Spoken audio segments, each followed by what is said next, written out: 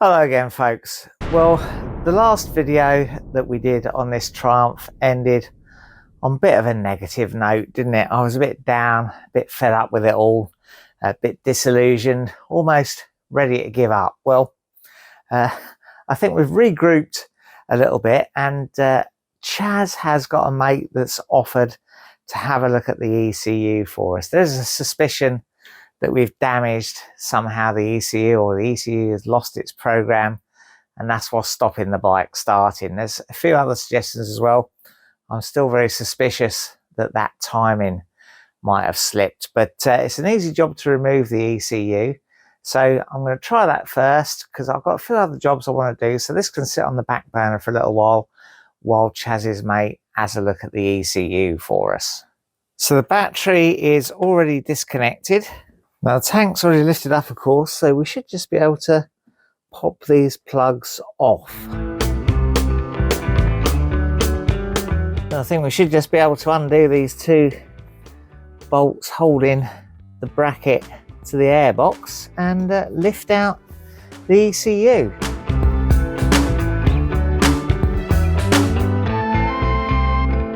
Well, there you go, that came out easy enough, didn't it? Right, I'm going to take it into the house, get it packaged up nice and safely, plenty of padding and stuff, and get it sent to Chaz so his mate can check it out for us.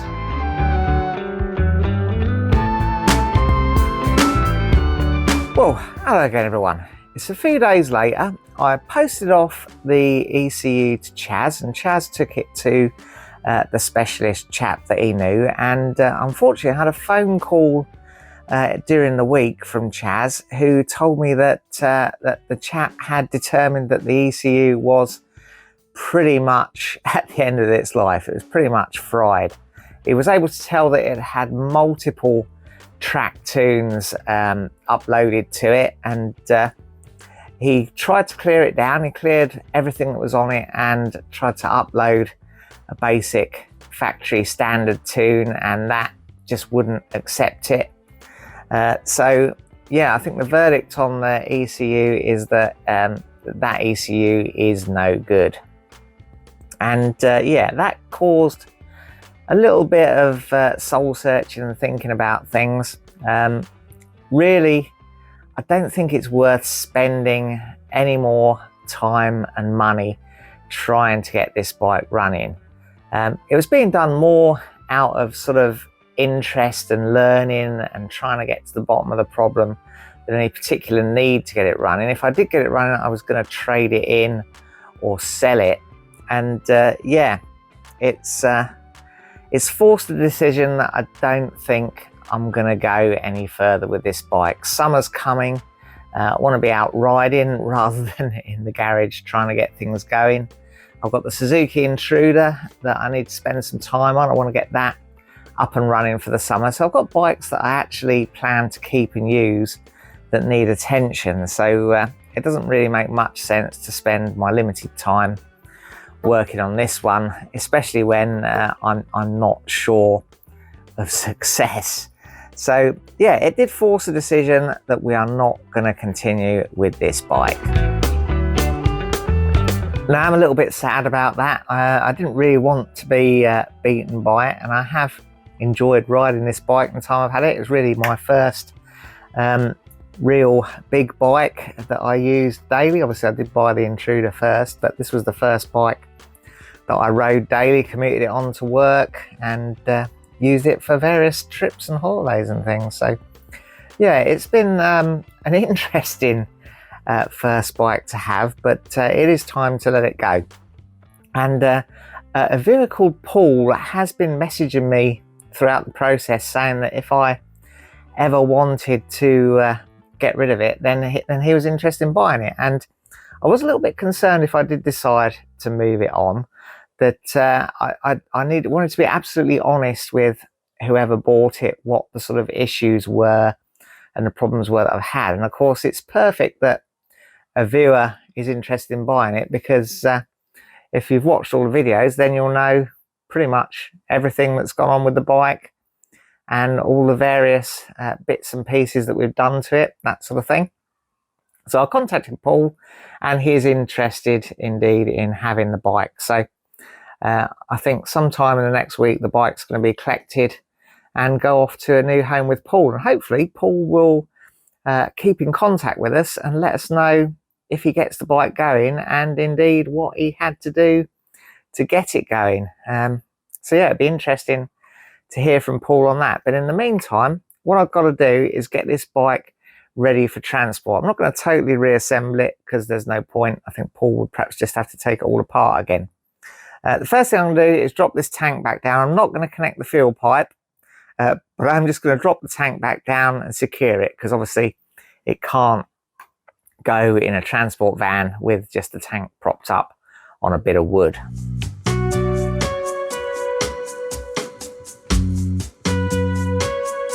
And hopefully this video will also act as a bit of a reference for Paul, so he knows what I've done to the bike to send it on its way. I'm just cable tying this little fairing on because I don't want to disconnect that indicator cable again. The opposite side fairing is still off the bike.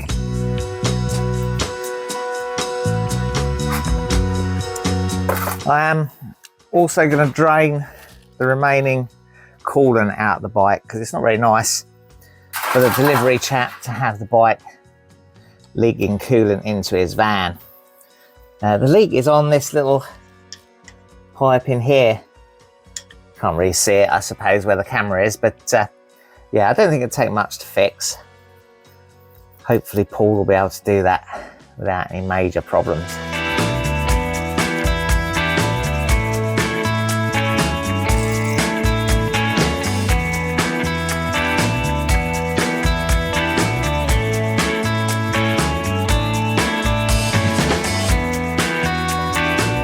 Now, of course, the ECU is still off the bike. Chaz has still got the ECU.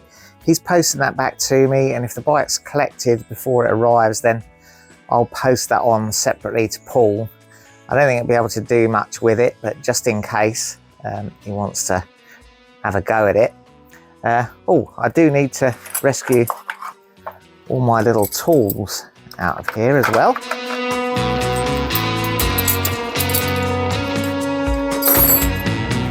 Now I may as well clip the seat back on. I'm going to leave the battery disconnected because the bike's got no oil or coolant in it. And I don't really want anyone en route trying to start it, maybe to try and make it easier to load or anything like that. So yeah, I'll leave the battery disconnected so it can't be started, and pop the seat back on.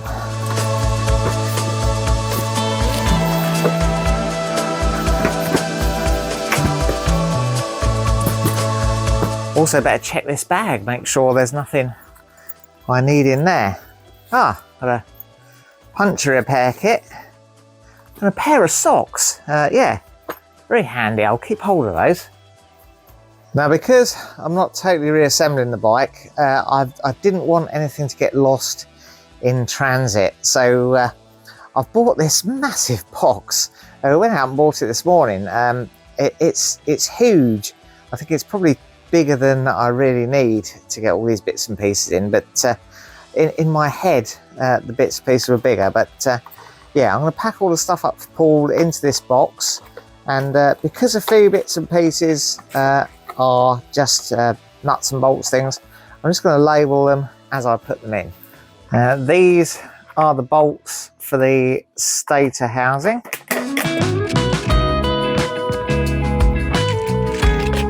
Got the stator and the stator cover and the throttle position sensor here, so I'll just give this a little bit of protection. Tripping over my own little tray there.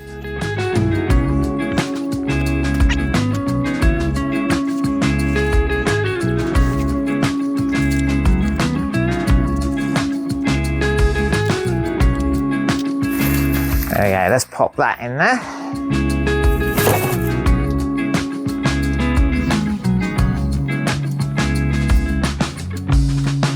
This mirror is weirdly loose, I'm not sure why. There you go. We don't want to lose that en route. We've got the stator mounts here.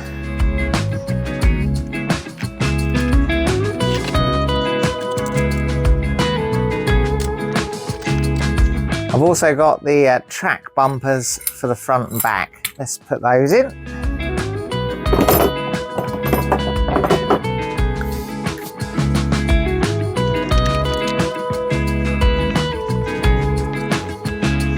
Now I'm going to put a bit of an old dust sheet in here because I've got various other bits and pieces to go in.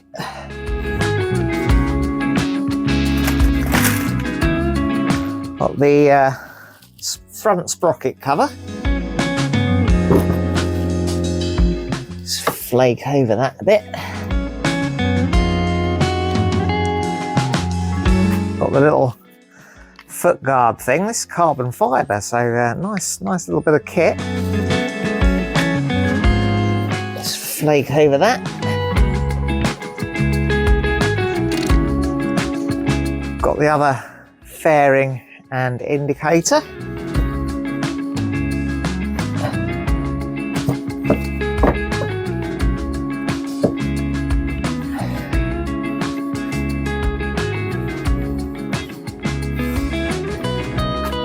And here we've got the under tray. This again is all carbon fibre, very light. So yeah, nice bit of kit this.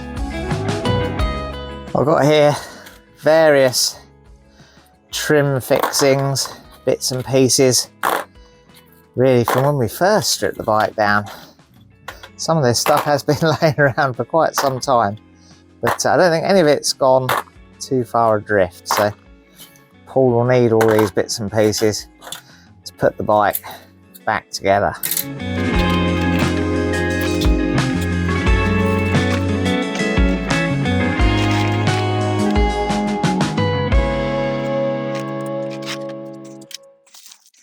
Now I've got a number of new bits and pieces still in the bag, gaskets, grommets, studs, that sort of thing, so Paul may as well have all of those. The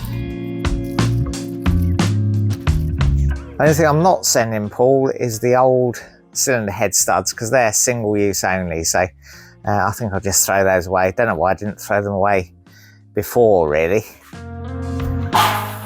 I am going to send him though the spare fork stanchions. Do you remember them? Yeah, I'm not sure how well equipped Paul's workshop is, whether he'll be able to use those or not, but give him the opportunity to, should he have the capability to get those fork leg ends off. Well, I certainly didn't. And may as well give him the trusty Haynes manual as well. Well, there we go. There's everything ready to be picked up by Paul's courier, hopefully sometime this week. And yeah, bit of sadness here in the garage. It's not really how I wanted this to end, but I think it's the right decision. We've got to move on from this. It has, I suppose, been a learning experience of sorts.